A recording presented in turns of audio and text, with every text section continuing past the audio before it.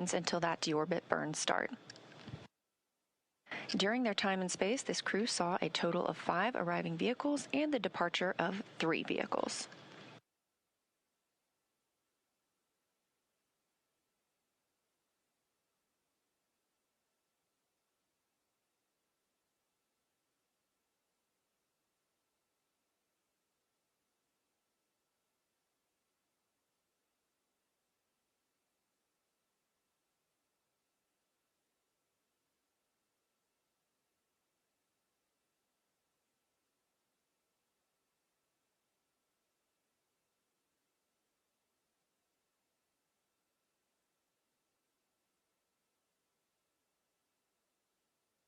And right on time, at 2:51 a.m. Eastern Time, we have confirmation that the deorbit burn has begun. This burn is expected to last over 13 minutes.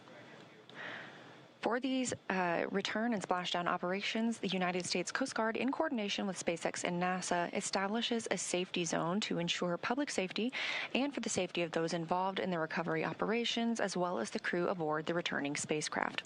Multiple notices are issued to mariners in advance and during recovery operations, and Coast Guard assets may be deployed to discourage boaters from entering the splashdown zones. We want to again stress to all of the public the need to respect this safety zone. Recovering a spacecraft from the water is a hazardous operation, and any other boats interfering increases risk to the astronauts in the capsule, the teams working to recover them from the water, and the safety of those that come too close. Now, for the safety of the crew and your own safety, we would love for you to continue joining us on NASA Plus and the SpaceX webcast, because you're going to get the best views of our astronauts on their journey home.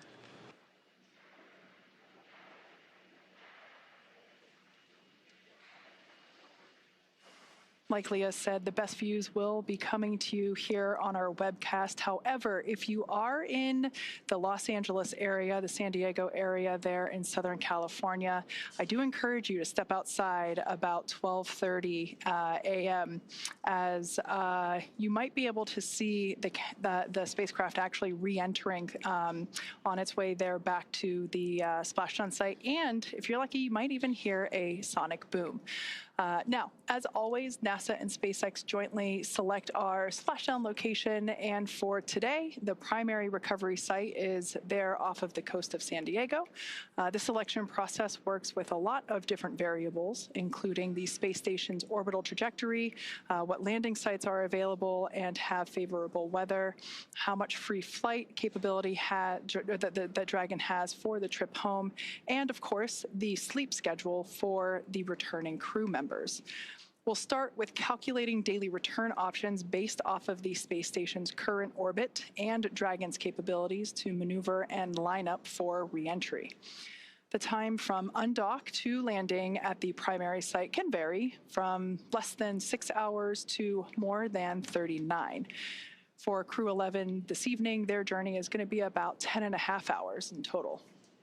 Of course, getting home the quickest comes with some obvious benefits, but we always have to make sure that the crew is properly rested for all these dynamic operations.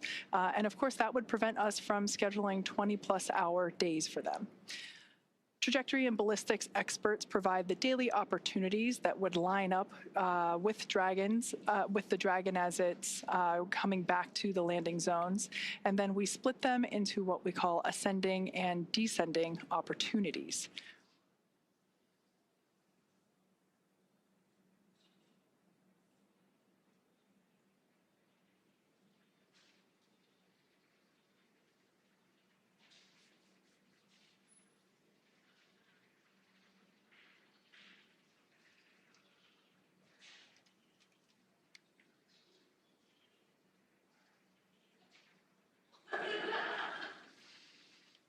Okay, so we still have a few minutes left to go here in this deorbit burn. As I mentioned before, this is the transition of the Dragon spacecraft from Earth orbit to atmospheric reentry. This is lining the spacecraft up for its precise splashdown location there off the coast of San Diego.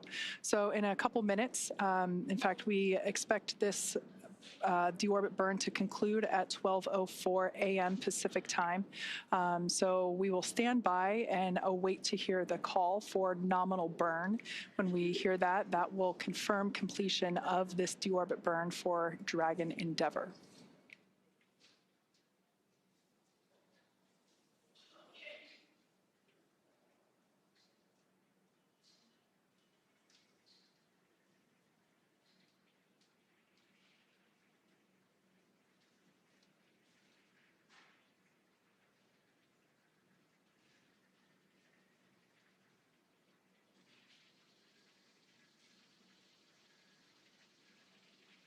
As I mentioned earlier, we will hear primarily the SpaceX core or the crew operations and resource engineer. That is the primary role in mission control that is responsible for communicating with the Crew 11 spacecraft. That individual is seated there on the left-hand side of your screen. That is SpaceX Hawthorne Mission Control. Also seated there, I believe I see my boss, SpaceX Vice President Bill Gerstenmaier, sitting there in the front row. This group of operators are standing by and monitoring Dragon's progress throughout this burn.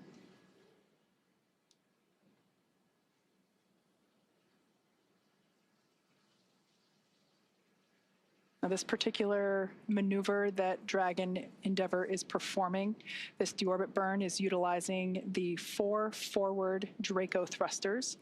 We say forward because that indicates that it's basically the language indicating that they're located at the top of the Dragon spacecraft. These 4 Draco thrusters, this is the last time that they will be utilized for this mission.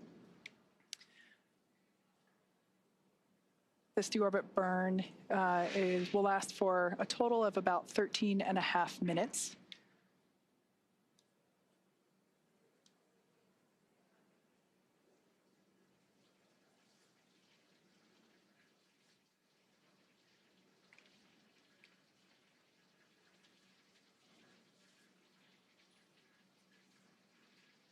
Okay, we still got about 6 minutes left in this deorbit burn.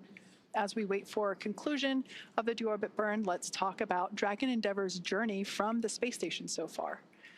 Now, shortly after its separation, Dragon used its Draco thrusters to move away from the station in a series of carefully choreographed maneuvers or departure burns, and those were done to increase the distance between the spacecraft and the space station.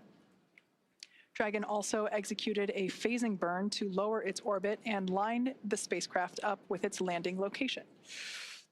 Following the phasing burns, Dragon is now completing its deorbit, which will be followed by reentry and splashdown. During the deorbit sequence, several things will happen, including trunk separation, closure of the nose cone, as well as deployment of the drogue and main parachutes, ultimately followed by splashdown.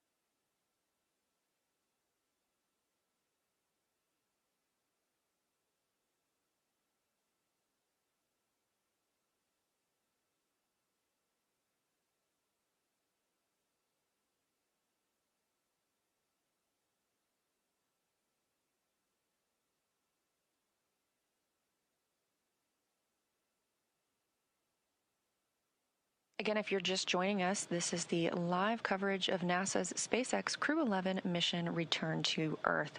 We are currently in the deorbit burn, which started at 1:51 a.m. Central Time, 2:51 a.m. Eastern Time. It's expected to last approximately 13 minutes, so we still have about 4 more minutes left of this burn. Once it's complete, Dragon will then proceed to jettison the trunk before it re-enters the Earth's atmosphere, exposing the heat shield on the base of the spacecraft and protecting the crew as they make their way toward the splashdown location.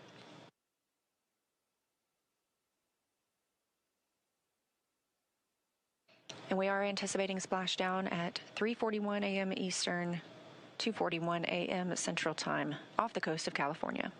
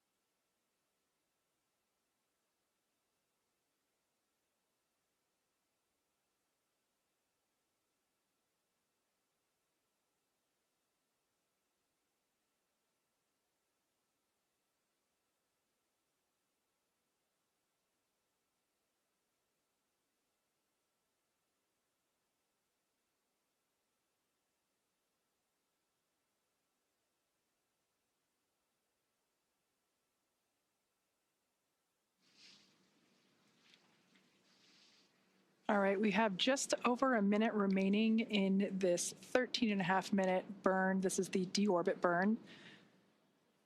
This is the final burn for the forward Draco thrusters. It is placing Dragon on its final trajectory to the splashdown location off the coast of California. We're targeting one of our 3 pre-designated locations. This one will be just off the coast of San Diego.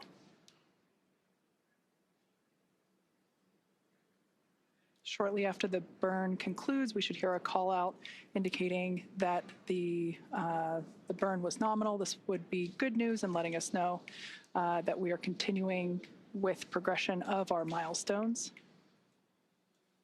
After deorbit burn, we will jettison the trunk and have atmospheric reentry.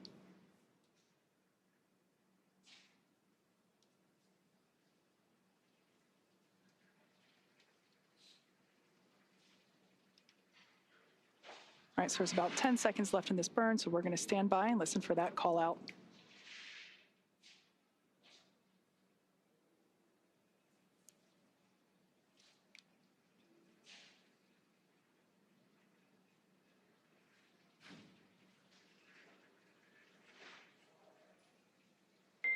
Dragon SpaceX, deorbit burn complete. Performance nominal. Trunk separation initiated. Dragon copies. Nominal deorbit burn. Trunk separation process initiated. Okay, good words there from SpaceX Core, letting our Crew 11 team know that the deorbit burn was as expected. Now, to prepare for these upcoming events, Dragon is currently doing a couple of things autonomously, such as isolating the thermal control system fluid loops from the radiator. This system is what will help keep the internal temperature of Dragon comfortable during the crew's reentry. Dragon is also initiating separation of the claw mechanism, which will terminate all data, power, and fluid connections between the spacecraft and the trunk, and that is all done in preparation for trunk separation. Nominal trunk jettison. Dragon copies.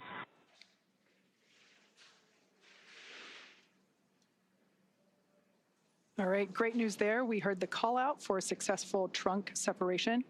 So that means that telemetry is looking good.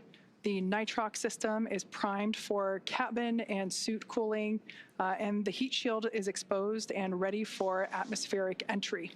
Now, since we separated the trunk, we are no longer able to generate any new power, but we don't need to since we're coming on home and Dragon has more than enough battery power already stored. So the next milestone that we have coming up is nose cone closure. We expect that at approximately 12:09 a.m., so here in about 3 minutes. The nose cone is at the top of the spacecraft, and it is the structure that protects the docking system as well as the guidance, navigation, and control system. We'll be using 12 hooks to lock and secure the nose cone prior to its atmospheric entry.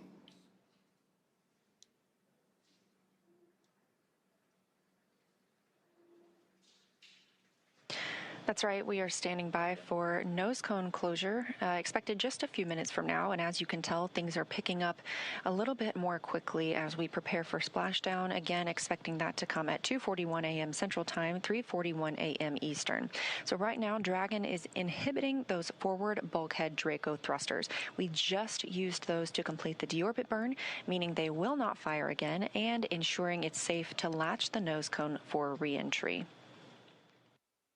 The vehicle has, we are also anticipating it to initiate the nitrox suit purge. This helps keep our crew members, Zena Cardman, Mike Fink, Kimya Yui, and Oleg Platonov, cool and comfortable during re-entry, which we're expecting in about 20 minutes. At this point, the nose cone, we are standing by for that closure to begin, protecting that forward hatch for re-entry. And the crew will be able to use their screens to monitor the locking of the nose cone, which is done by that set of hooks. Underneath the nose cone is also the hatch that the crew members use to ingress and egress, also known as enter and exit, the International Space Station while the spacecraft was docked. Now, once they splash down, they'll be using the side hatch to exit the spacecraft and onto the recovery ship. That side hatch is what they used to enter Dragon back in August when they launched to the space station.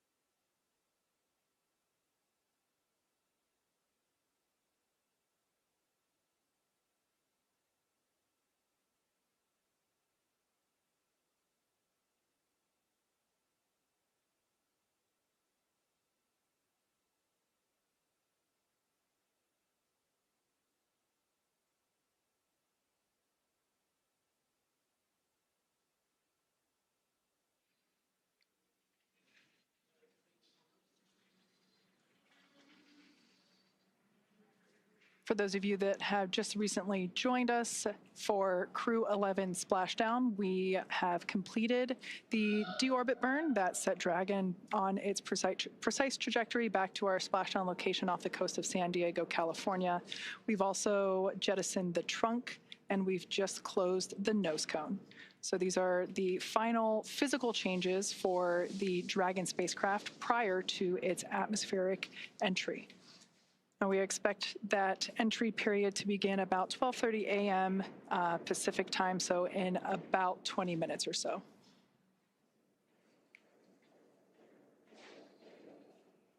We also expect the crew to receive their final entry briefing.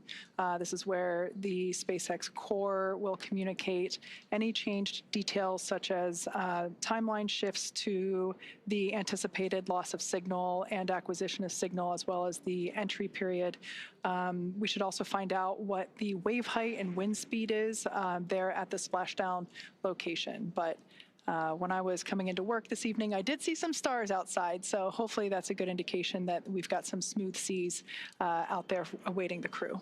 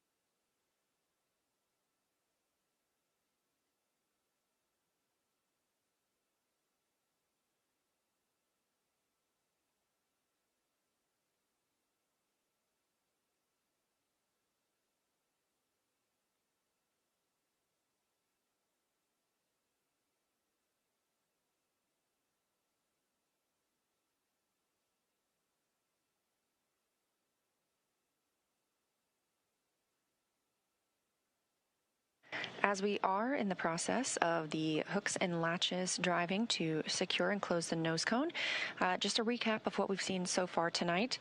The spacecraft undocked from the International Space Station earlier today. This crew, Crew 11, spent 165 days aboard the orbiting laboratory, but 167 days in space altogether, if you count the time they have spent getting to and from the space station. At 1:51 a.m. Central Time, 2:51 a.m. Eastern, the spacecraft executed the deorbit burn. That was an approximately 13-minute-long burn, committing the spacecraft to coming home and splashing down off the coast of California. We're anticipating that splashdown in less than 30 minutes from now, 2:41 a.m. Central. After the nose cone closes, we will begin seeing our reentry process, and part of that is a communications blackout. We lose communication with the spacecraft. This is an anticipated and tracked milestone as they go through reentry and plasma builds up around the spacecraft itself. We do regain that communications shortly thereafter, and following that, we anticipate seeing drogue parachutes deployed. There are 2 of those, as well as 4 main parachutes, slowing down the spacecraft to a splashdown time of, again, 2:41 a.m. Central Time. So we're just standing by for confirmation of nose cone closure.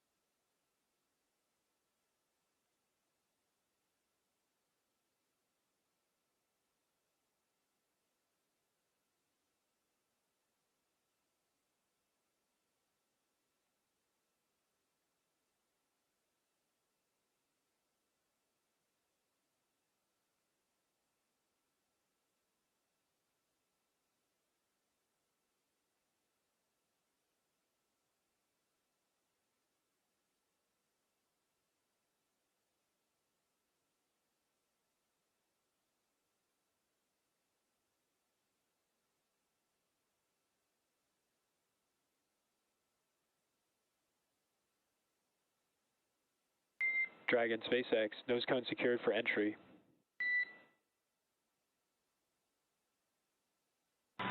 Dragon.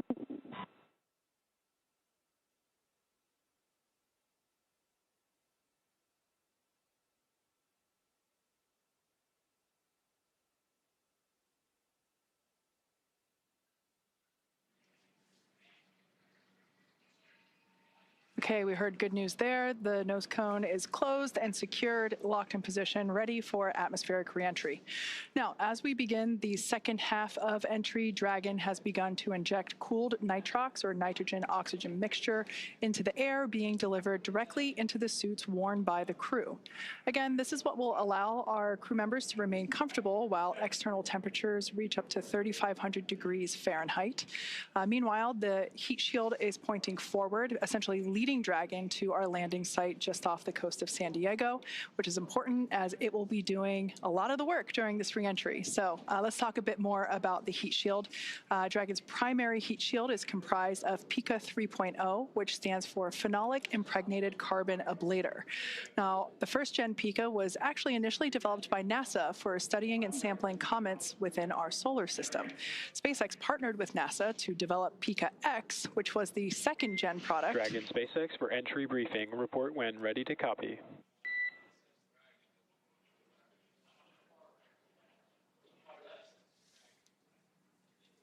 Ready to copy. Okay, starting with timeline. We're completely on time for the previously briefed timeline. Splashdown per your displays at 0841 Zulu. COM blackout start 0828. Blackout end 0835. How copy?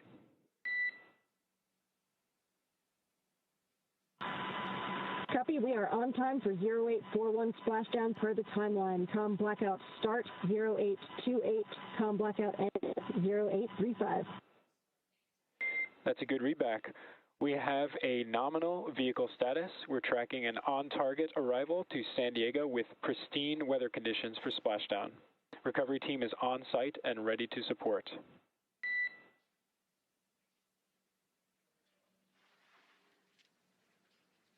Dragon copies. Nominal vehicle, excellent weather, and teams are ready to support.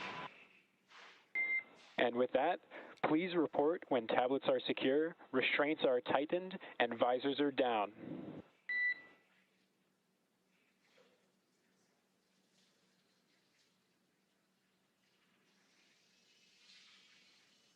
SpaceX Dragon, tablets secure, restraints tightened, and visors down.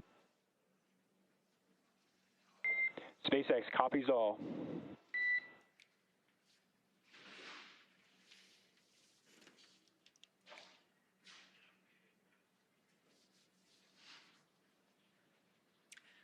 All right, so as expected, that was our entry brief to the crew, letting them know that there were actually no updates to the anticipated timeline this morning. So that's great news. Everything is looking well on timed with our anticipated timeline. So as we mentioned before, we expect our anticipated loss of signal to occur around 12:28 a.m. Pacific. So in just about 8 minutes from now, we will have, we anticipate that signal to be regained or anticipate that signal to be acquired again at 12:35 a.m.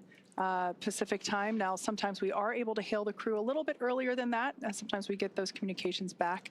And then once again, splashdown at 12:41 a.m. Pacific. So again, if you're in Southern California, head outside and look up.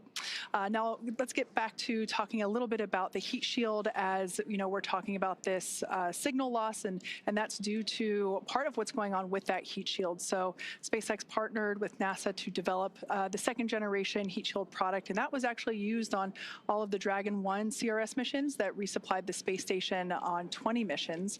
Then fast forwarding to PICA 3.0, that was developed specifically for use on Dragon 2 crew and cargo with enhanced structural and thermal properties that optimized the heat shield and drove down cost and mass.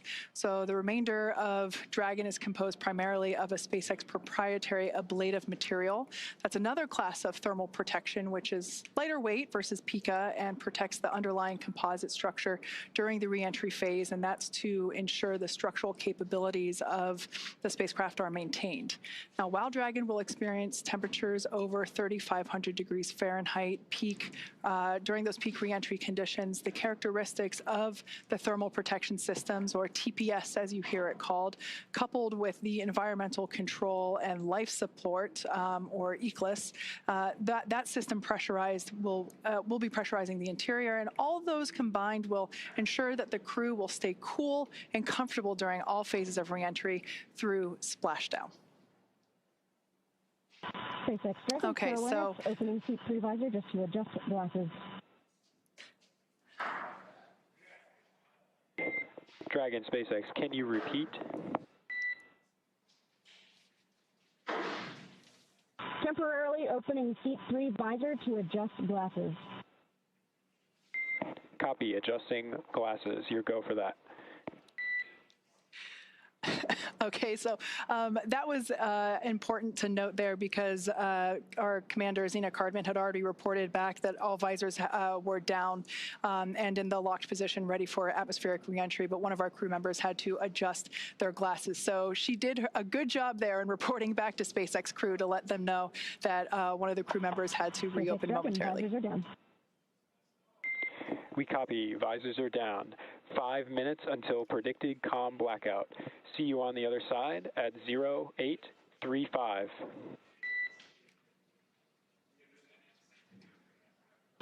Copy 0835. Talk to you soon.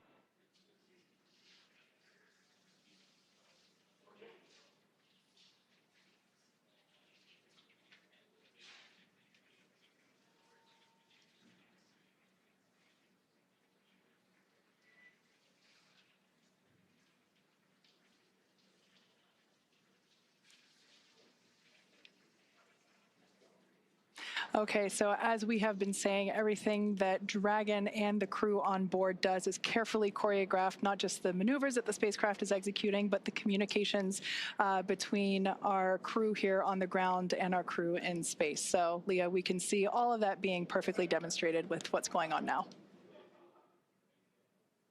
Absolutely, and we are standing by for the reentry portion when we expect to lose communications with the spacecraft, but we will regain that communication after they have begun re-entering the atmosphere. So once Dragon has re-entered the Earth's atmosphere, a series of parachutes will deploy to slow the crew's descent.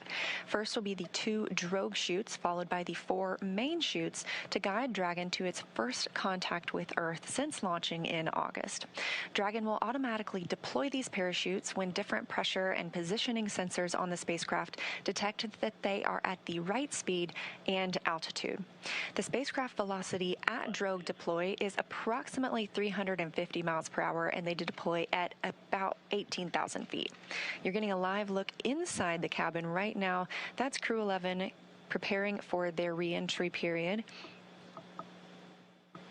Again, having spent 165 days aboard the space station, and when they splash down, capping a 167-day mission. Before they can splash down, though, a little bit more about those parachutes. The next that we will see deploy will be the main parachutes. There are 4 of those. They deploy at approximately 119 miles per hour, or I should say when the spacecraft is traveling about 119 miles per hour, and they deploy at about 65,000 feet. And at splashdown, Dragon is traveling approximately 16 miles per hour, which is a pretty good deceleration from the about 17,500 miles per hour that they were traveling while in Earth orbit with the International Space Station. Now, the highest G load the crew will experience during re-entry is approximately 3 to 5 Gs, so about 3 to 5 times what we are experiencing right now standing on Earth. This view is over the shoulder of Commander Zena Cardman and pilot Mike Fink of the Crew 11 spacecraft.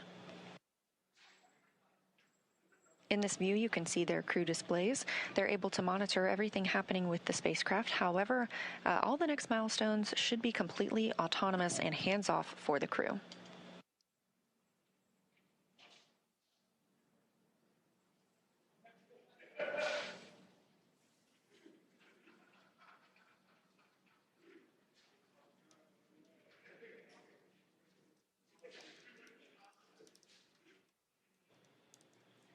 preview this.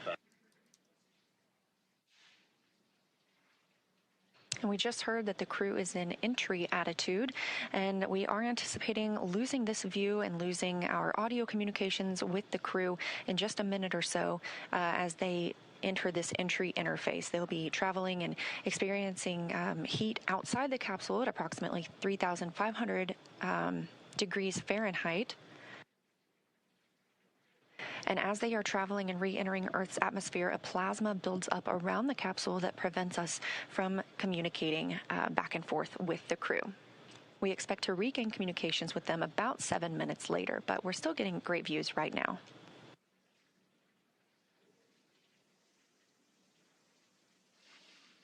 I love this view over their shoulders because you can see what our pilot and commander can see. They're continuing to follow along with Dragon's progress. As Leah mentioned, we have designed the spacecraft to be completely autonomous. Dragon is flying itself, so they are able to monitor along with everything that's going on. I also want to momentarily point out on the bottom of your screen there, you have some graphical interfaces there that represent the speed and the altitude. And it looks like we've lost our views there as that, we are now entering the period of anticipated loss of signal. This is where, as Leah mentioned, the plasma is beginning to build up on the exterior of the capsule as we expect. This happens with every spacecraft reentry for Dragon, and so this lasts just a few minutes. But I want to momentarily note that there on the bottom right-hand corner of your screen, you can actually see something pretty cool where when one of the Draco thrusters ignite to fire and help steer the spacecraft, you will actually see that they're represented on the interface there. Now, the four in the middle, those are representing the four forward Draco thrusters. We won't see those ignite at all because those were last utilized in the 13-minute deorbit burn that we completed earlier. Those are located under the nose cone, which has been closed, locked, and secured. So everything that you'll be seeing are the thrusters that are located on the side of our spacecraft, and that is enabling Dragon to fly itself home to its predetermined splashdown site off the coast of San Diego, California. For about a minute and a half until we have that atmospheric reentry. Once again, if you're in Southern California, head on outside and look up. There's a good chance that you might be able to actually see Dragon streak across the sky, look toward about the north and the west. As we mentioned before, we have entered a communications blackout period, which lasts about 7 minutes due to the plasma formation on the exterior of the capsule. We've got about 5 minutes remaining until we believe we can acquire that signal again. Now, during this time, no vehicle telemetry is received by Mission Control or the recovery team, and no external commanding of the vehicle or voice communication is possible. But like I was saying, Dragon is designed to fly itself. During this reentry, the vehicle will be slowing down from its orbital velocity of about 17,500 miles per hour, and it's slowing down. The atmosphere is really doing a lot of the work in conjunction with that heat shield to dispel that velocity. That results in heat, and that is why we have this plasma building up on the exterior of the spacecraft. It'll slow down to about 350 miles per hour, thanks to thanks to the heat shield and the atmosphere. And so at that point, we'll deploy the drogue parachutes. But during reentry, the top temperature that Dragon experiences will be about 3,500 degrees Fahrenheit. So pretty warm on the outside, but there is cool nitrox air being flowed through the suits that each crew member is wearing. So we ensure that they remain comfortable during this brief journey through the atmosphere.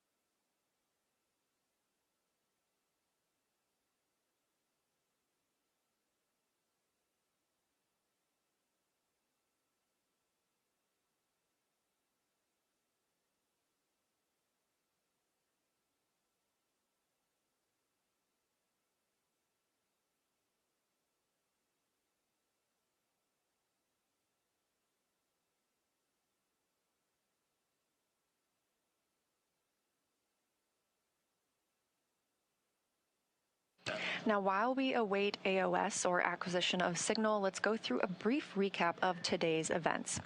Hatch closure took place at 2:29 p.m. Central Time after all 4 crew members floated into Dragon for their ride home. They took time to configure the spacecraft cabin, put on their suits, and get seated ahead of undocking, which occurred at 4:20 p.m. Central.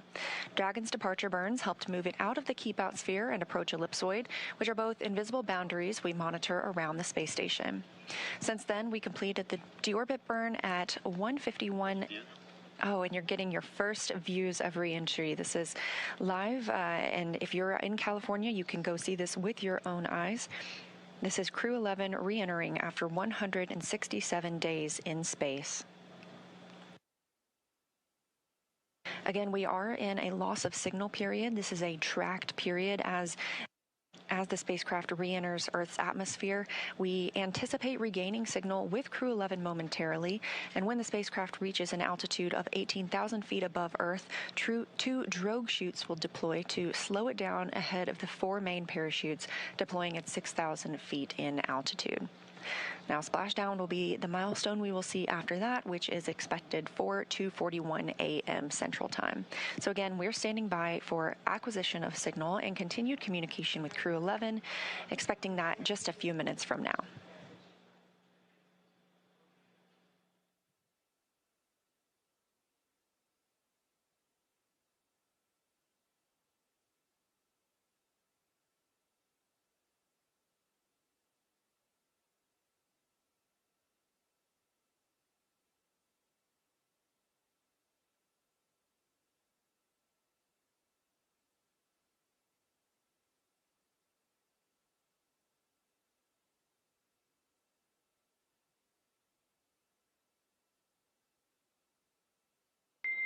Dragon SpaceX, comm check. SpaceX Dragon, loud and clear. We have you the same, loud and clear. Expect automated chute deployment. Copy, automated chute deploy expected.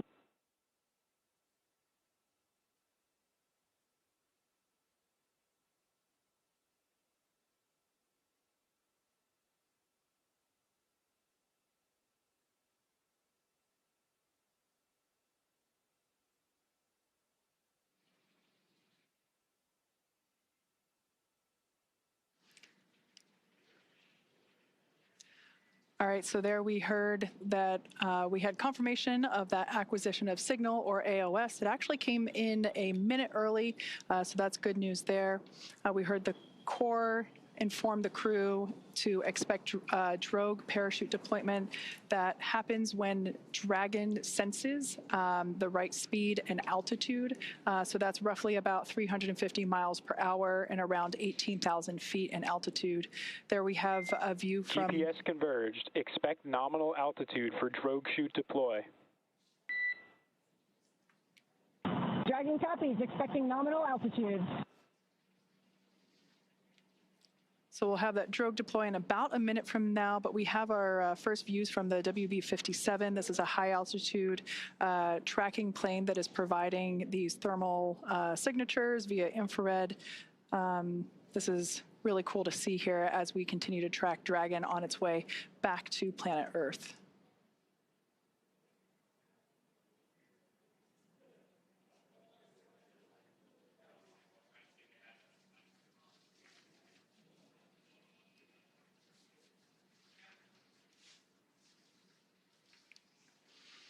So momentarily, we expect for visual and...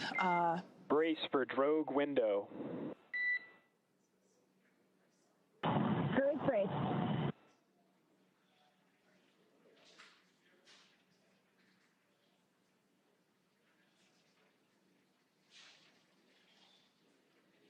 Dragon has safed the propulsion system as we anticipate drogue deployment any moment now.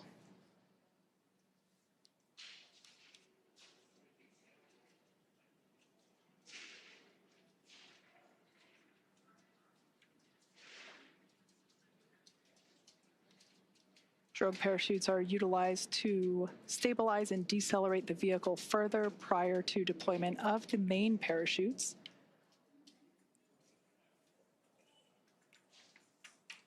Drogue should be deploying here in a couple seconds, and mains will follow in about 1 minute.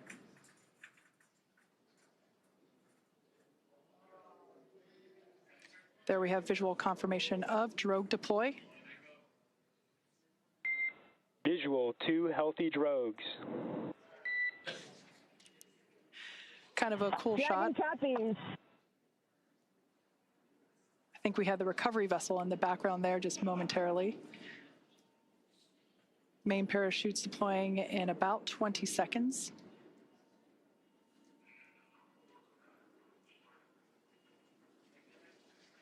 The main parachutes deploy when the vehicle is about 119 miles per hour and around 6,000 feet.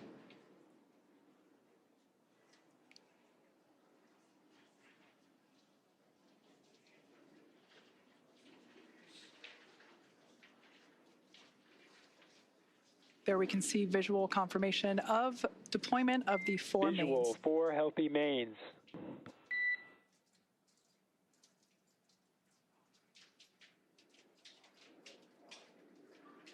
These main parachutes help decelerate the spacecraft even further. So they deploy around 119 miles per hour, and they'll decelerate it down to about 15, 16 miles per hour. And that will be the speed in which the spacecraft is traveling upon splashdown. Once again, we're anticipating splashdown at 12:41 a.m. Meters. Copy, 1,000. We'll now begin to hear Crew 11 Commander Zena Cardman call out the altitude from her seat there in Dragon Endeavour.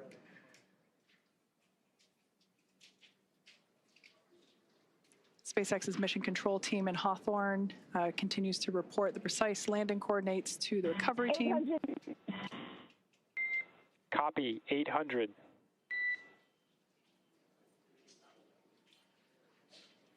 Those main parachutes now fully reefed or inflated.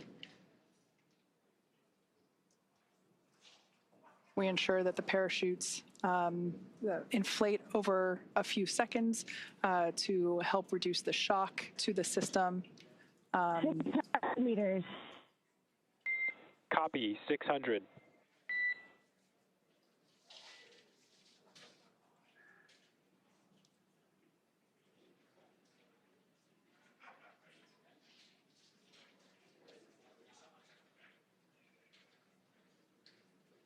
All around great views of Dragon Endeavour as it continues its way back to Earth.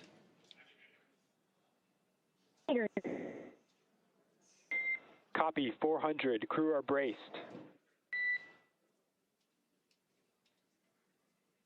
Standing by for splashdown.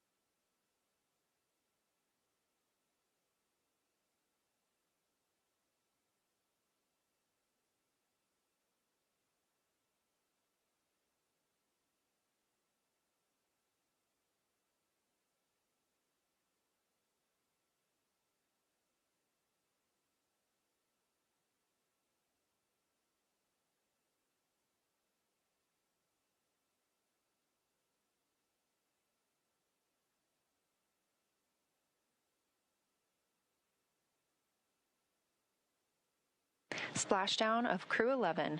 After 167 days in space, Dragon and NASA astronauts Zena Cardman and Mike Fink, Kim Yayui of JAXA, and Roscosmos cosmonaut Oleg Platonov are back on Earth. Dragon, SpaceX, we see splashdown.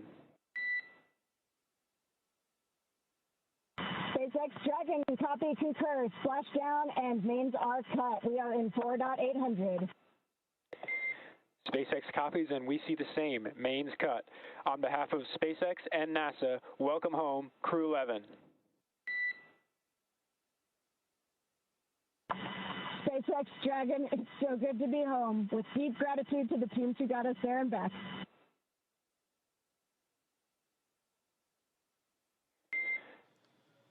Vehicle safety verifications in progress. We'll report back when recovery personnel are en route. Dragon copies.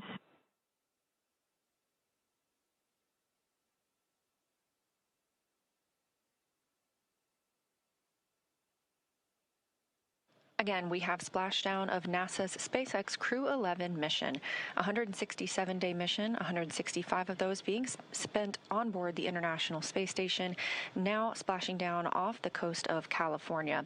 That splashdown coming right on time at 2:41 a.m. Central Time. The SpaceX recovery ship and team has been waiting for Dragon splashdown, and they will now begin making their way to the splashdown location.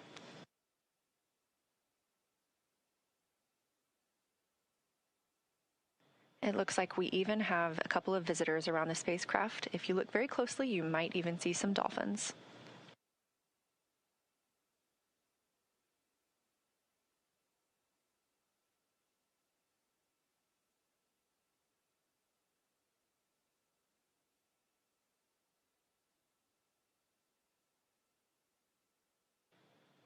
Again, a return by the books for Crew 11, having splashed down at 2:41 a.m. Central Time off the coast of California.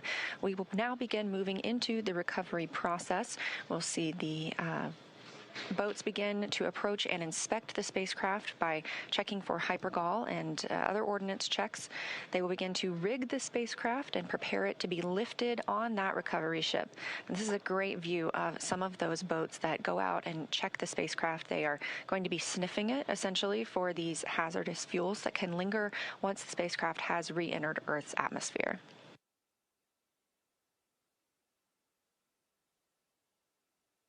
SpaceX Dragon, 49800, Section 3. We are in Stable 1. SpaceX copies. Stable 1.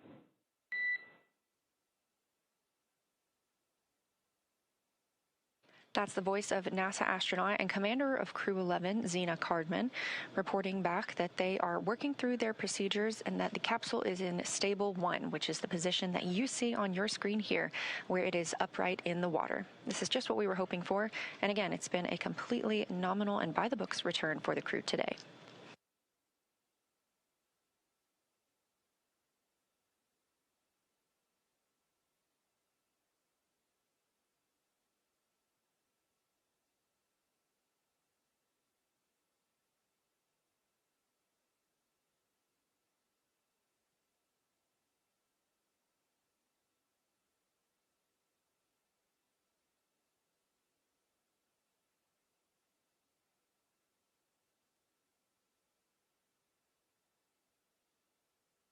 This is a live view of Crew 11 aboard Dragon from the SpaceX recovery vehicle, or from their SpaceX recovery ship.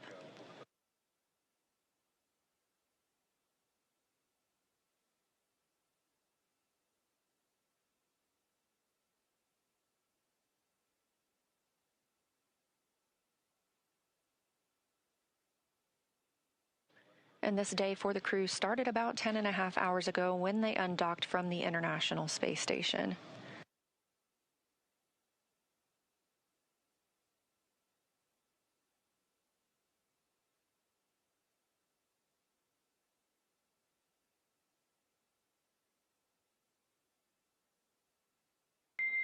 SpaceX recovery teams have been given the go to approach. SpaceX is go for recovery personnel to approach. Expect personnel alongside in 1 minute.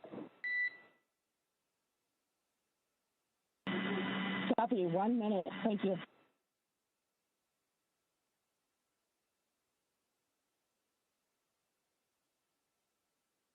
And you just heard that call out from the Corps in Hawthorne, California, to the crew aboard Dragon, that the SpaceX personnel who have been in the general vicinity of Dragon's anticipated splashdown location now have the go to approach the spacecraft and begin that recovery process.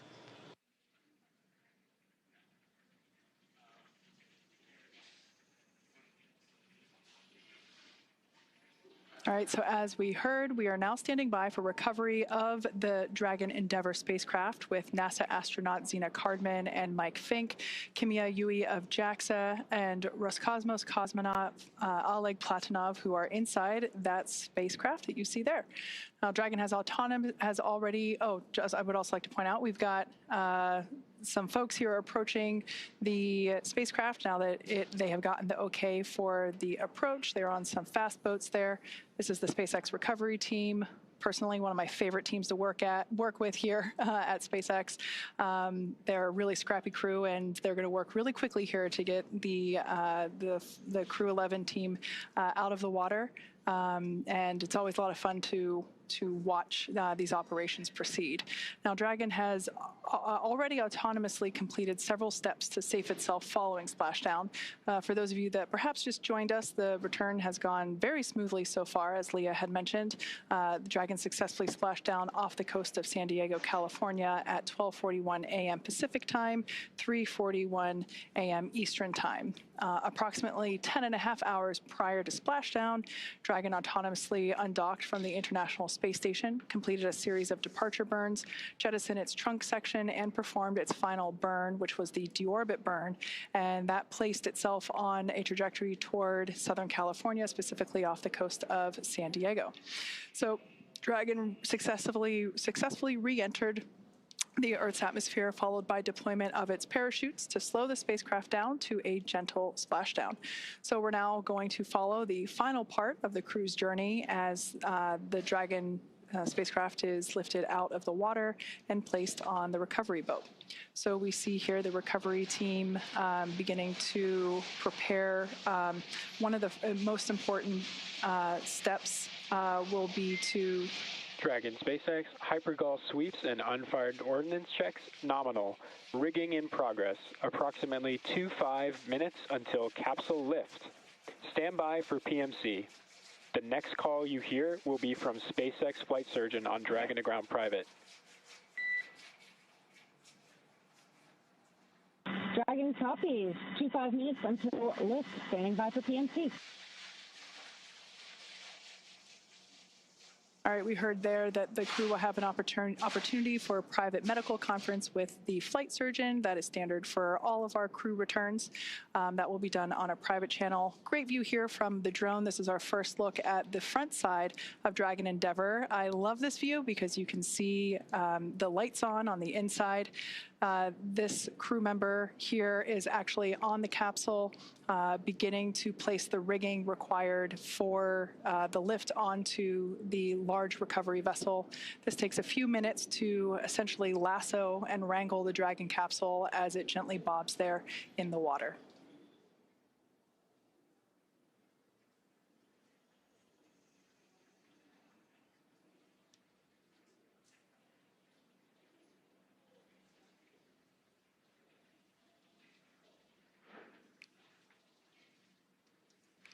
Not in the picture, there is another fast boat that is recovering the parachutes from the water. Those were automatically cut or released from Dragon upon splashdown, and we retrieved those from the water. This fast boat here is helping to assist the rigging of the required straps and equipment for the spacecraft recovery.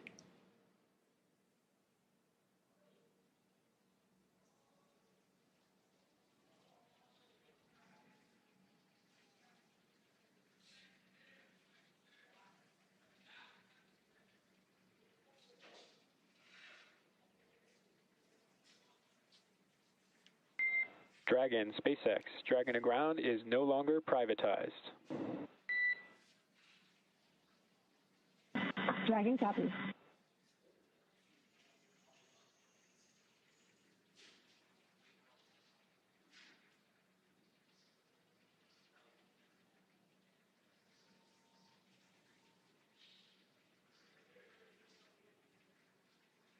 SpaceX recovery team continues to maneuver around Dragon Endeavour as we continue progress of placing the recovery straps required in order to safely lift the spacecraft out of the water.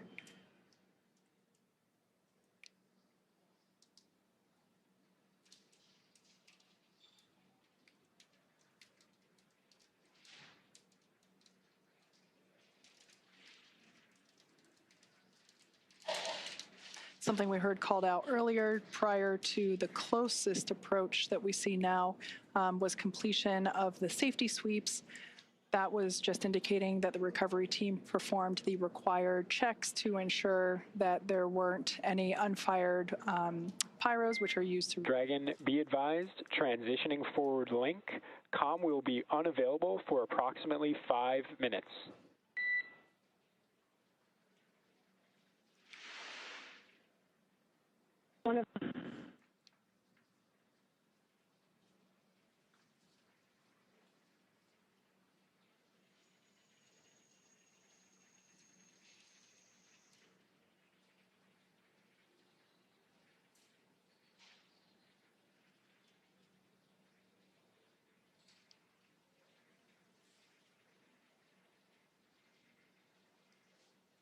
Earlier, prior to atmospheric reentry, we heard SpaceX core report to the crew during the, during the entry brief that recovery conditions were almost pristine, and he was not joking.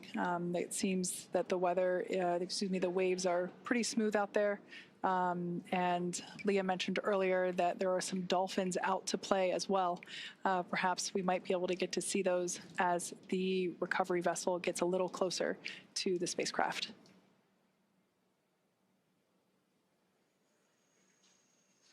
On your screen now are our operators at SpaceX Mission Control. They continue to monitor Dragon Endeavour during these recovery operations, as well as communicate directly to the recovery team. Everything is carefully coordinated within our procedures, and here you see folks that are responsible for individual portions to ensure that everything is executed as planned.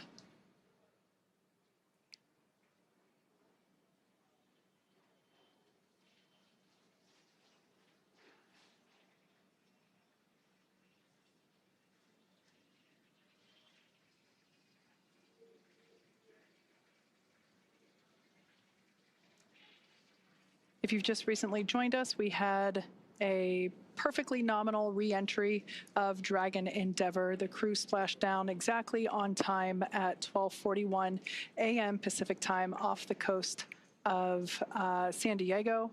The recovery team has arrived at the splashdown location and are placing the required straps onto the Dragon spacecraft. The crew are safely inside. Nobody is allowed to pass go just yet.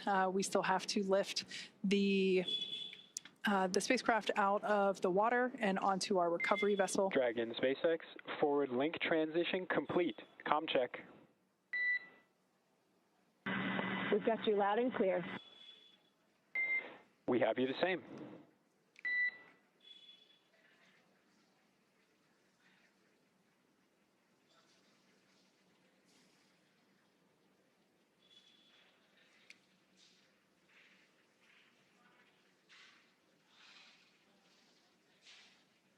Hopefully we'll be able to bring those views of the recovery team back. But at this point, I can share that one member of the recovery team is still, there we can see our recovery vessel continuing to approach Dragon Endeavour there in its splashdown location. We still have one recovery team member working to apply the rigging to the capsule. You can see that work ongoing there.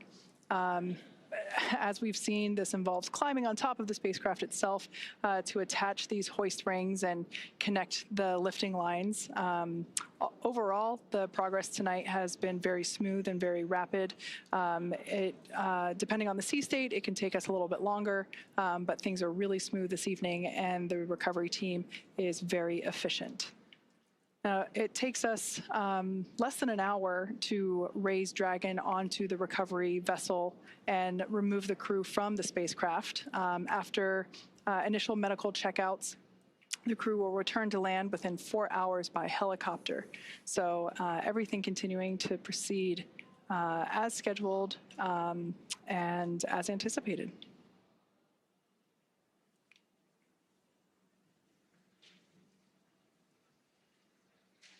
The ring that you see there on the deck of the, of the recovery vessel, that is what we refer to as the nest. That is where the Dragon Once lifted out of the water using the hydraulic lift there at the aft end of the recovery vessel, the Dragon spacecraft will be lifted and placed into that nest, and that nest will then be translated forward on the recovery vessel up to where the egress the egress bay is located.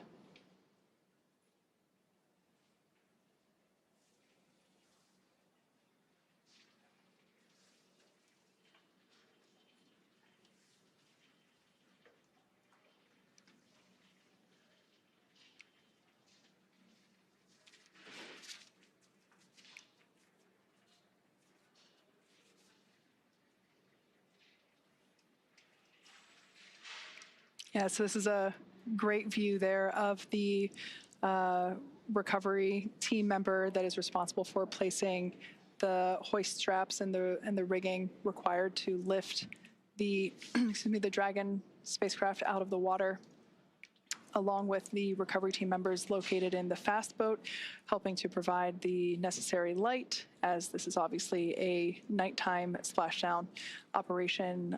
We've done several of these before. As you can see there, the sea state is super calm, and I'm assuming some really nice conditions to be working in right now. Over time, we can see the primary recovery vessel. This is our recovery vessel Shannon, named after, of course, Shannon Walker, who flew on Crew 1. She is the first female astronaut to fly in our Dragon spacecraft. So we have this vessel named after her. And we can see Shannon slowly but surely getting closer and closer to Dragon Endeavour as it patiently waits there in the glass-like water.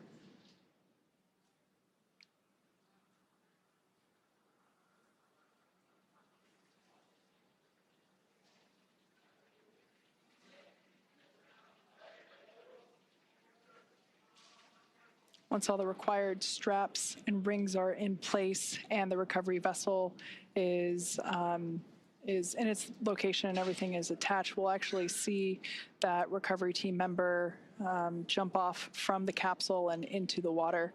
It's one of my favorite moments of the recovery process.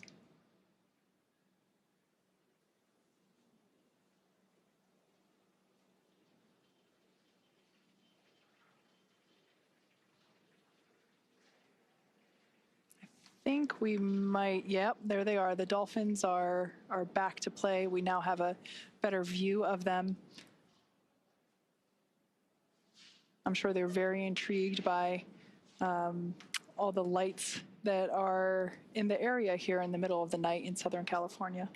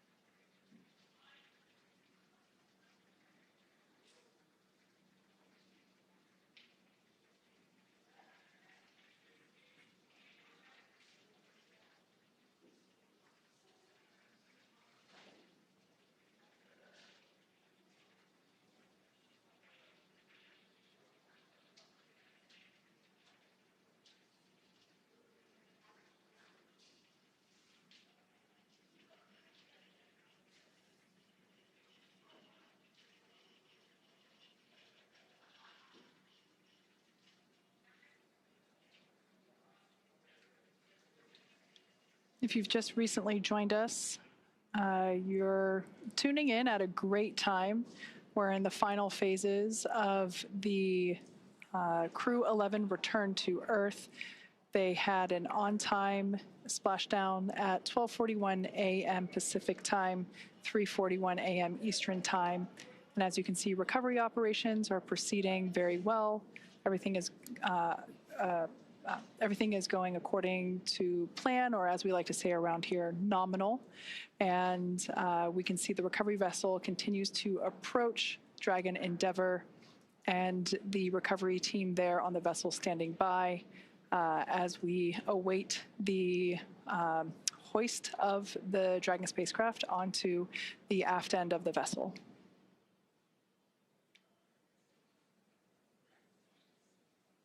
I can say once we make the final approach here to the Dragon spacecraft, the hoisting actually happens.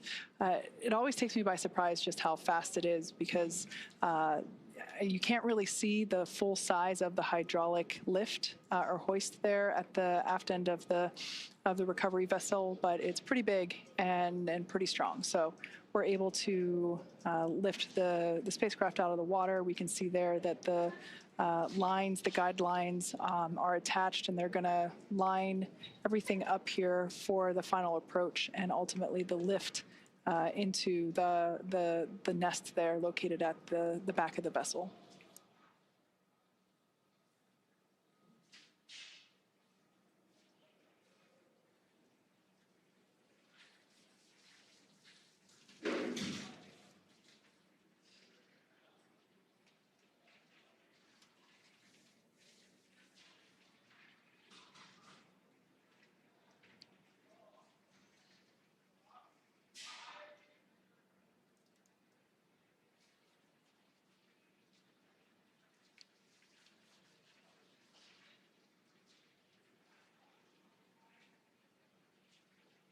So we can see Dragon Endeavour. The gap is closing between Dragon Endeavour and our recovery vessel Shannon. Once again, we had an on-time splashdown off the coast of San Diego, California, that occurred at 12:41 a.m. Pacific time. All 4 crew members of Crew 11 are still in our Dragon spacecraft. Moments ago, when the spacecraft was turned the other way, we could actually see Dragon SpaceX.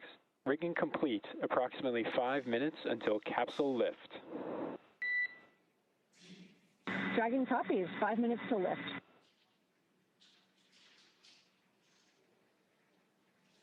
All right, good call out there. Just keeping the crew there inside Dragon Endeavour apprised of the timeline.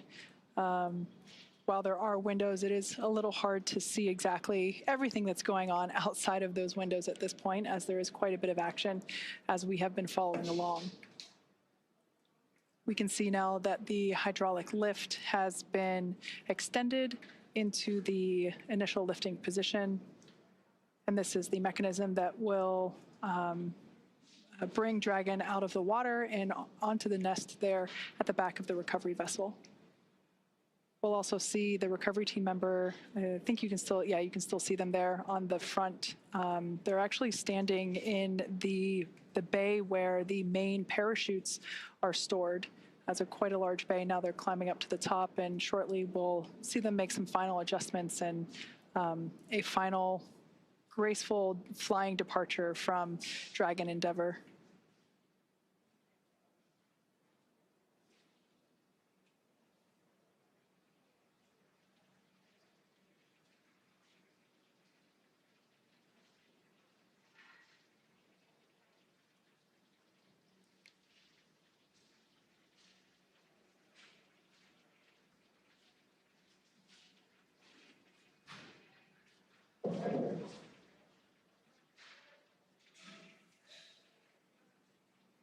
Brace for capsule lift. Crew bracing.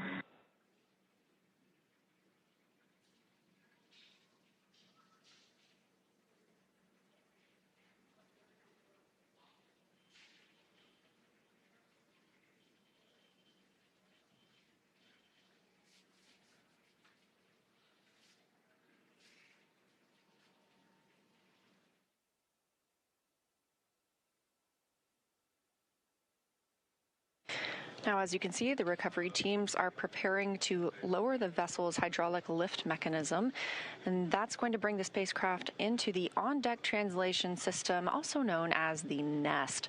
Dragon will remain in the nest during crew extraction and then for the journey back to port.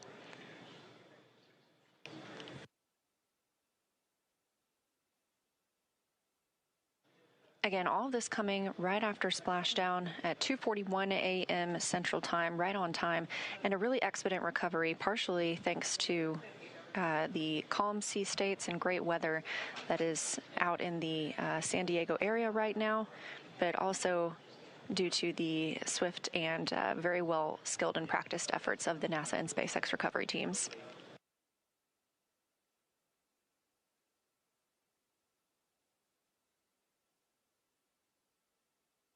The spacecraft is now being lifted. It'll be set on the nest and centered. It'll be oriented so that the side hatch is facing forward for the crew to egress. It'll be moved into the hangar underneath that helipad that you see illuminated in green on the top of the ship, and then pulled towards the mezzanine area so that the crew can be helped outside of the hatch. Once open, a SpaceX medical doctor will be the first to check in on Cardman, Fink, Yui, and Platonov, our Crew 11 crew members, and see if they're ready for egress or exiting the vehicle. This is a standard procedure for all of our crew returns. This view coming from the recovery vessel, as you see Dragon, and at the very bottom, that is the nest in which we were discussing, and that's where Dragon will remain now and all the way back to port.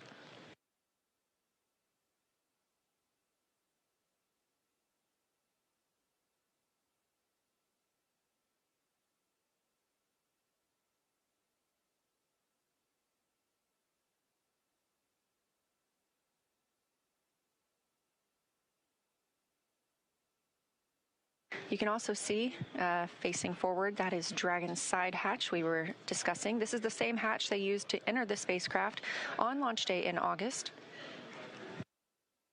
And of course, this is different from the top hatch. You can not see that because it's underneath the nose cone at the very top of the spacecraft. We've been following along all the way through deorbit burn and nose cone closure tonight. That top hatch underneath the nose cone is what the astronauts and cosmonaut used to enter and exit the International Space Station while Dragon was docked.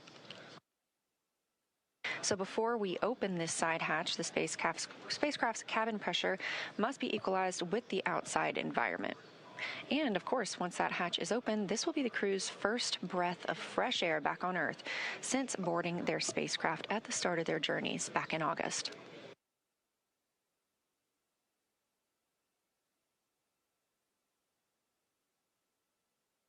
Again, a very by-the-book return for Crew 11 tonight. Everything nominal, as we often use, meaning it's normal and as planned and as expected. Splashdown happening at 2:41 a.m. Central. This swift recovery getting them on the boat. It's now 3:10 a.m. Central. Dragon SpaceX, welcome aboard the recovery vessel. Recovery personnel are completing their final checks and stand by for translation to the egress platform.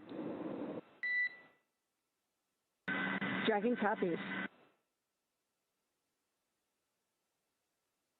Now that voice speaking with the astronauts and cosmonaut on the Dragon spacecraft is still coming from the core in SpaceX Mission Control in Hawthorne, California.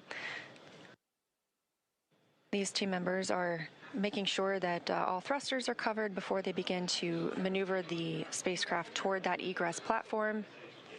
We'll be standing by live the entire time.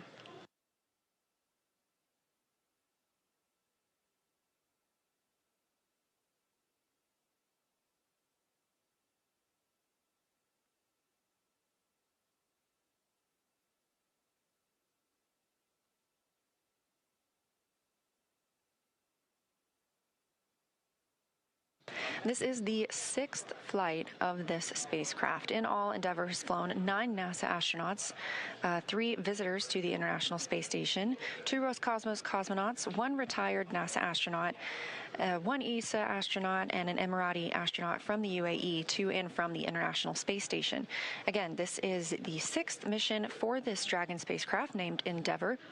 First launching on May 30th, 2020 to the International Space Station. And if you remember that date, that was the historic Demo 2 mission for the Commercial Crew Program, carrying NASA astronauts Bob Behnken and Doug Hurley.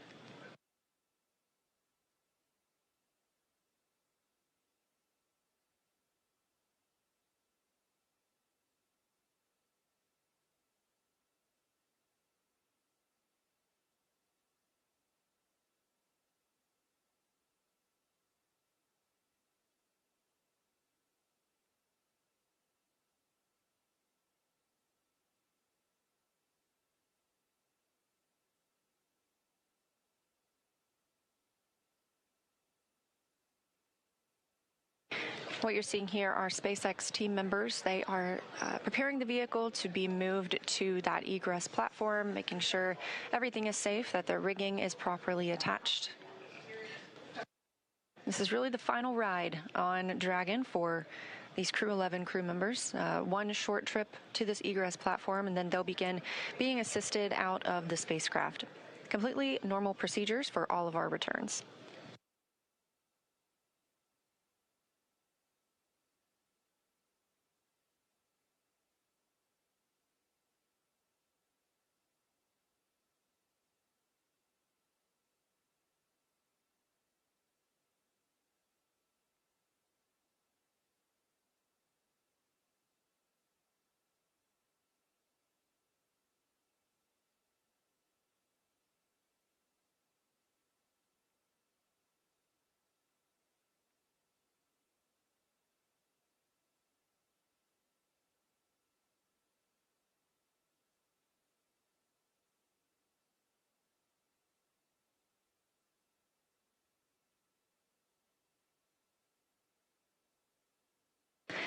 And this is a live view from Mission Control in Houston, Texas, the International Space Station Flight Control Room. We have some additional visitors beyond the usual flight controllers and flight directors that staff this room 24/7. In the center of your screen, you'll see NASA Administrator Jared Isaacman speaking with team members, specifically right now the Spartan flight controller. Isaacman is, of course, an accomplished astronaut himself, having flown on 2 missions aboard Dragon, so he is familiar with these procedures and what the crew might be experiencing right now.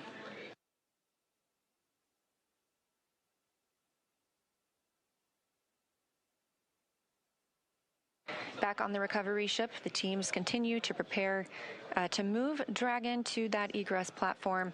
We'll get ready to officially welcome home the Crew 11 astronauts and cosmonaut. Again, that's NASA astronauts Zena Cardman and Mike Fink, JAXA's astronaut Kimya Yui, and Roscosmos cosmonaut Oleg Platonov, wrapping up a 167-day in space for these crew members.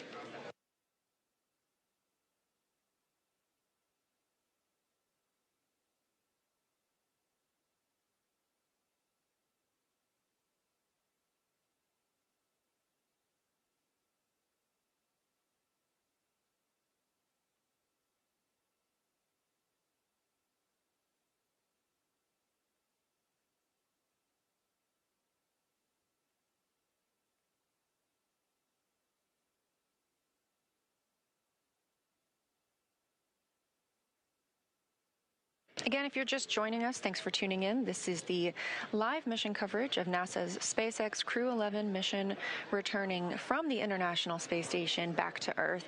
As you can see, this is the Dragon spacecraft, and splashdown occurred at 2:41 a.m. Central Time, right on time.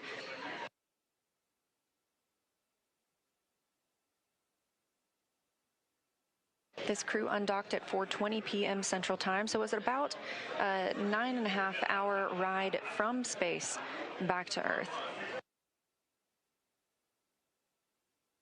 They wrapped up 165 days aboard the International Space Station, 167 days in total for this mission.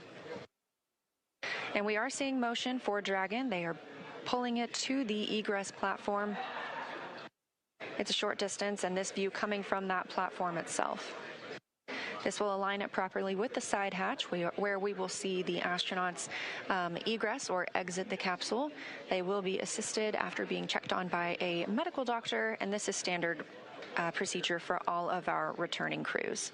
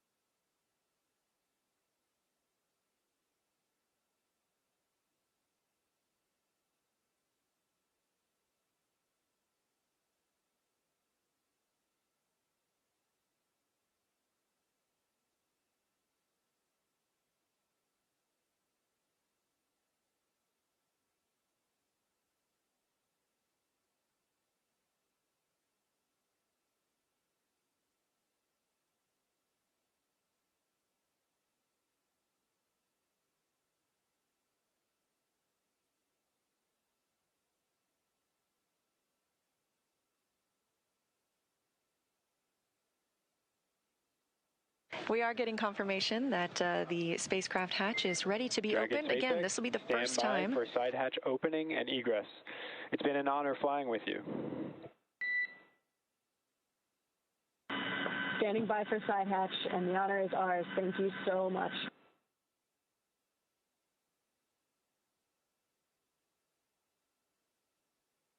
Good words from the Corps in SpaceX Mission Control to the crew. Again, with this side hatch open, this is the first breath of fresh air that this crew has gotten in 167 days since their launch back in August.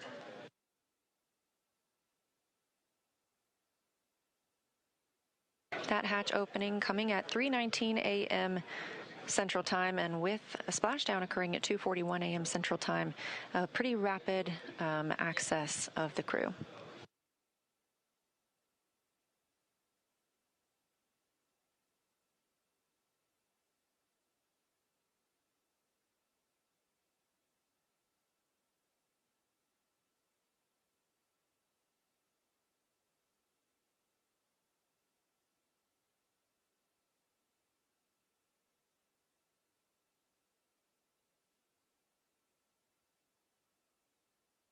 As previously discussed, the first team member to check on the crew is a SpaceX medical doctor, just giving them a once-over, making sure everyone's feeling all right and ready to exit the spacecraft.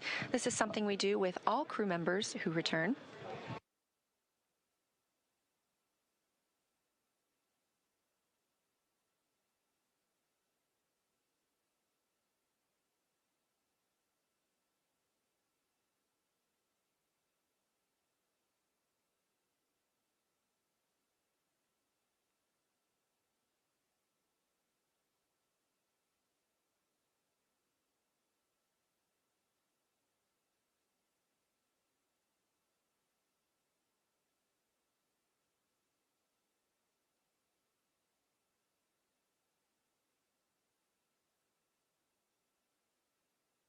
And getting a quick picture inside the capsule is NASA photographer Bill Ingalls.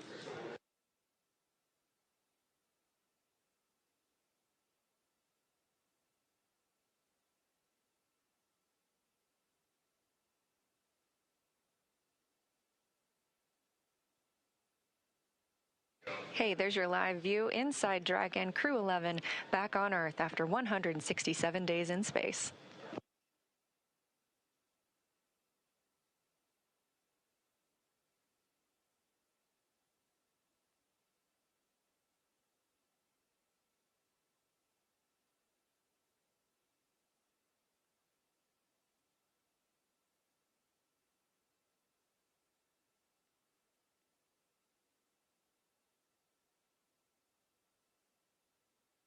Again, next on the checklist for tonight is crew egress or exit. Team members will be assisting them as they are helped out of the spacecraft. Again, it's been 167 days since they were back on Earth, so our standard procedure will be followed here as well, where they are assisted out of the spacecraft and placed on essentially a gurney, and then they will receive some medical checks aboard the ship before flying back to land.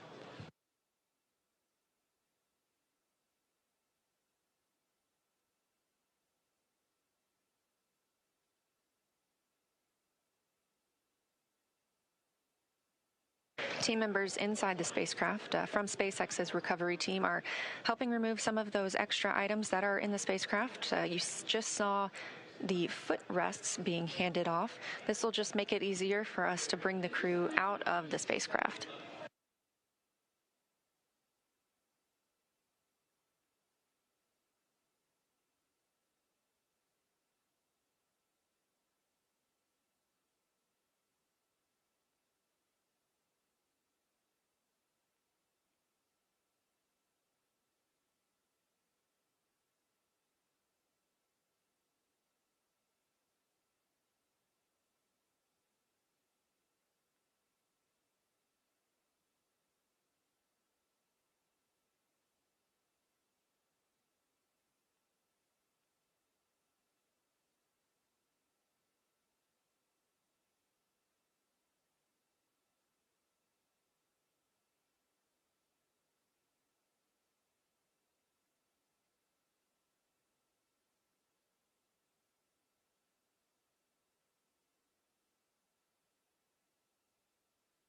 Just over 40 minutes since our crew splashed down off the coast of San Diego. Again, that coming at 2:41 a.m. Central Time. We are expecting to see them exiting the spacecraft very soon.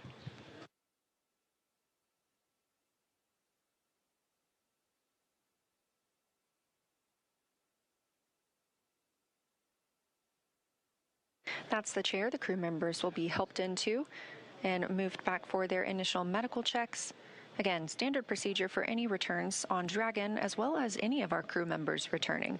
If you've ever watched a crew return on a Soyuz spacecraft, we have a similar process where astronauts are carried from the capsule to waiting chairs and then carried again to a nearby medical tent.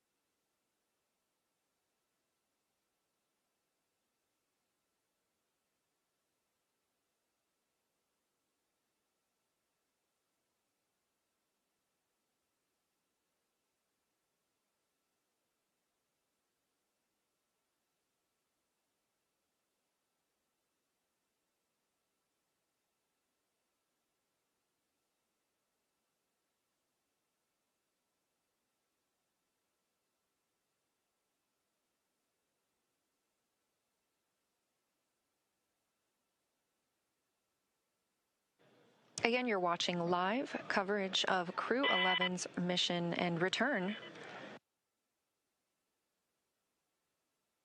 from the International Space Station, having undocked at 4:20 p.m. Central Time on January 14th, just yesterday, and splashing down at 2:41 a.m. Central Time today, January 15th. We are now just awaiting the crew to be helped out of the spacecraft.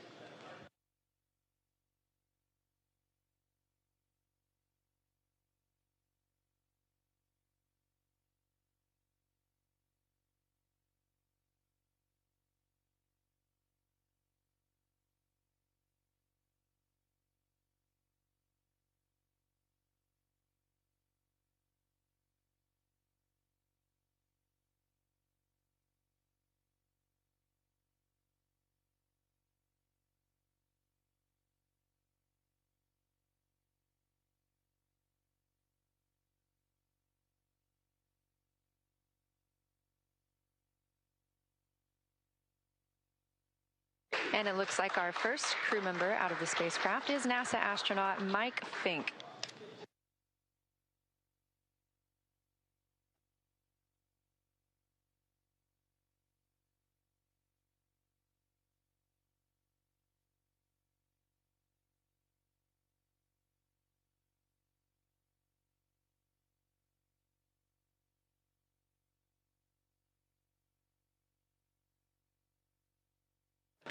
Yes, that's the pilot of the Crew 11 mission aboard Dragon.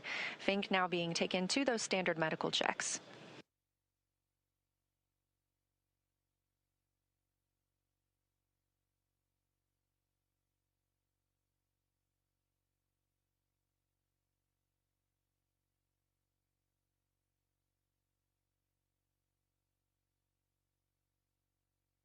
And since we just saw Mike Fink, it's worth noting he now has 549 total days in space. That's the fourth all-time most days for NASA astronauts.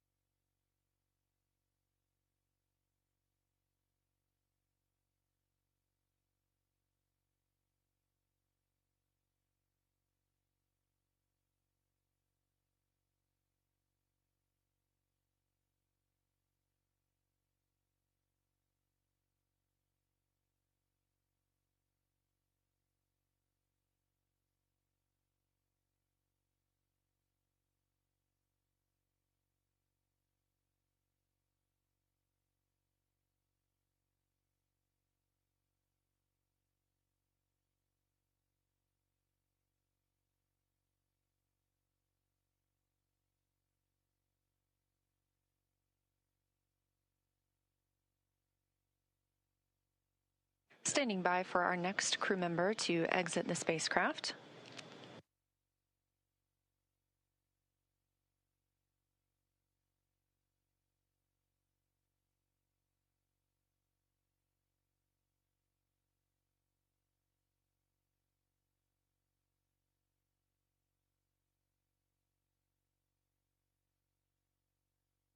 That's NASA astronaut Xena Cardman, wrapping up her first mission to space, commander of the Crew 11 spacecraft.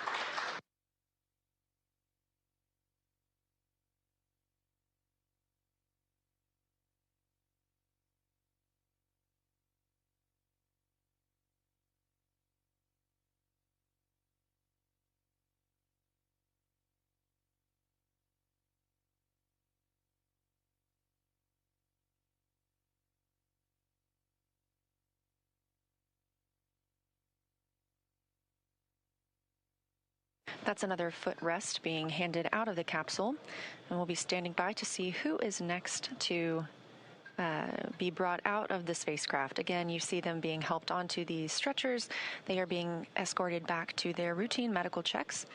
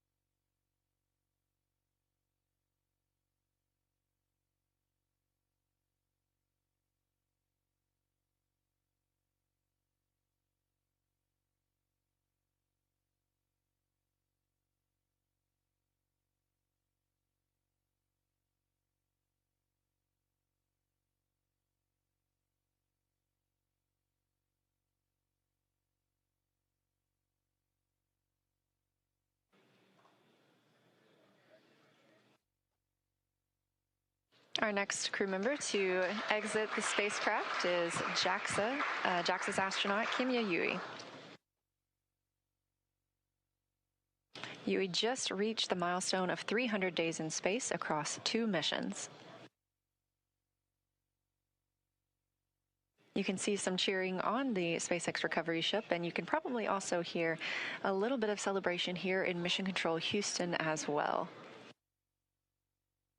That's another foot restraint, or a foot rest, I should say, being brought out of the spacecraft, clearing the way for our final crew member to exit, and that will be Roscosmos cosmonaut Oleg Platonov.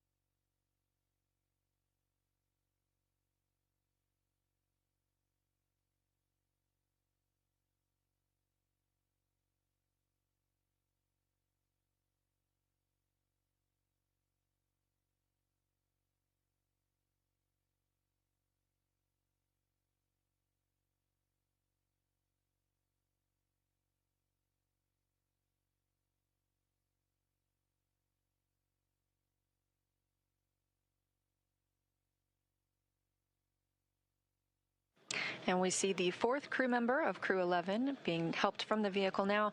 That is Roscosmos cosmonaut Oleg Platonov, also wrapping up his first mission to space.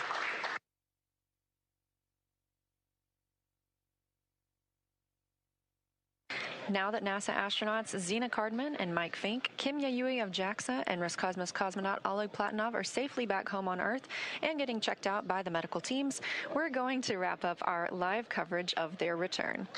This crew's journey concludes following a launch on August 1st, 2025, aboard a Falcon 9 rocket to the International Space Station. It was the fourth flight for Fink, who now has 549 days in space, the second for Yui with 309 days in space, and the first flight for Cardman and Platonov, who now have 167 days in space. With their mission coming to an end, the crew have began packing up their research and personal items for their return to Earth last week. The Soyuz MS-28 crew, including NASA astronaut Chris Williams and Roscosmos cosmonauts Sergei Kutsverchkov and Sergei Mikheyev, remain aboard the space station and will continue their mission through this summer. Crew 12 is currently scheduled to launch as soon as mid-February and will provide more information once that is available.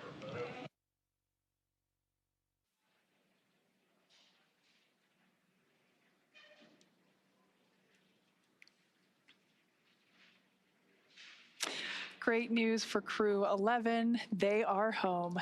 The journey back began yesterday, about 13 hours ago, when they closed the hatch to Dragon and undocked from the International Space Station at 12:29 p.m. Pacific, 3:29 p.m. Eastern. Now, during this time, the spacecraft performed a number of maneuvers in preparation for re-entry to the Earth's atmosphere, with final splashdown occurring off the coast of San Diego, California, on time at 12:41 a.m. Pacific, 3:41 a.m. Eastern. And just a little less than an hour following splashdown, we saw Zena, Mike, Oleg, and Kimia make their way out of Dragon and into the recovery ship's medical facilities, safe and sound. We just had some great words here in Mission Control from NASA Administrator Jared Isaacman, and we are still monitoring the crew as they continue their journey back to home. So after the checkouts on the ship, the crew will be flown to a local hospital for continued monitoring and checkouts using additional medical equipment not available aboard the space station. As NASA's Chief Health and Medical Officer J.D. Polk discussed last week, the crew member is stable and we were able to monitor their condition in orbit, but we want to take advantage of resources on Earth to provide the best care possible. NASA maintains relationships with local hospitals to ensure readiness for any post-landing needs, and for this return, we are utilizing that option as part of our normal preparedness process. Afterwards, the crew members will take a NASA plane for the short flight back to Houston.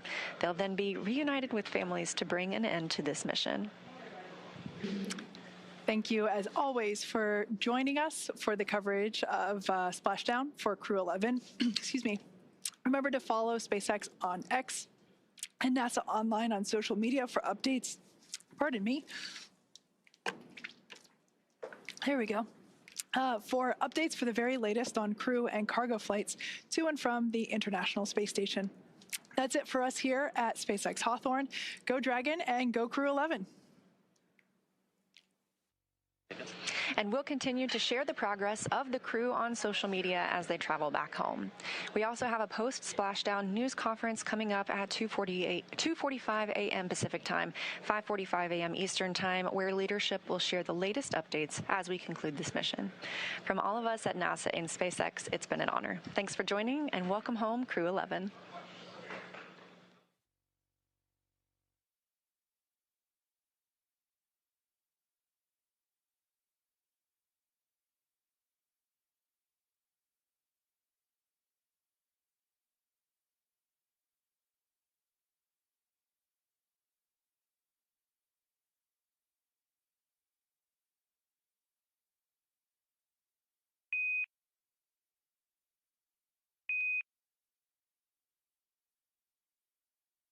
It's collected in the computer